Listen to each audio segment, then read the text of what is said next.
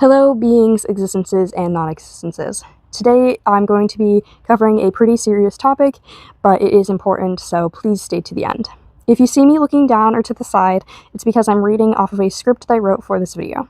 Apologies if I stutter or mix up my words a little bit. I have quite a bit of anxiety for filming this. So today I would like to briefly talk about internet safety and how I've seen a lack of it, especially recently. I'm mostly going to be talking about sharing your age online and ages to use/interact with online platforms and content. First, I'd like to start by saying, do not interact with my channel if you are under 13.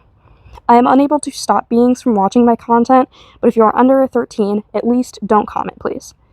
YouTube Terms of Service requires users to be 13 or over to use YouTube, as well as beings under 18 needing parental permission. Additionally, as someone who is 15 to 17 years old, it makes me uncomfortable to interact with beings that I don't know who are under 13. I don't care how mature you claim to be. And to add on to that, someone under 13 should not be as mature as a 14 to 17-year-old or an adult for that matter. The second thing I want to talk about is sharing your age online. Now, the conversation around age sharing for minors over 13 can get a bit foggy in my opinion, so I believe that is up to personal decision and situations. Let me know if you have a different opinion. I'm totally open to hear it.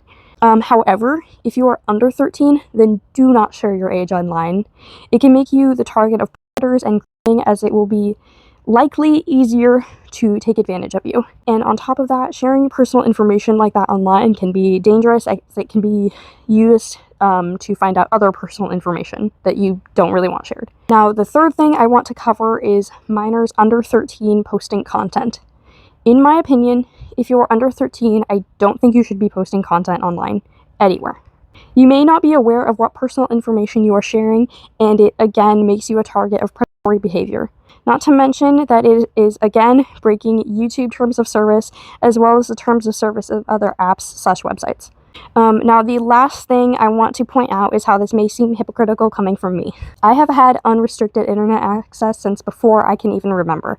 This has caused me to learn about and see things that I shouldn't have, which has caused me damage mentally and emotionally regarding my development and maturity. That reason is why I'm pointing these things out. I don't want other children to go through that or be exposed to that type of content like I was.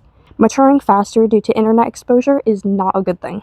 And lastly, to clarify, I don't mean to blame victims for being targets of predatory behavior and or grooming. That is never someone's fault except the group. However, it is important to minimize the possibility of that happening by being safe online. Please be understanding and respectful, as always, and thank you for sticking around to the end.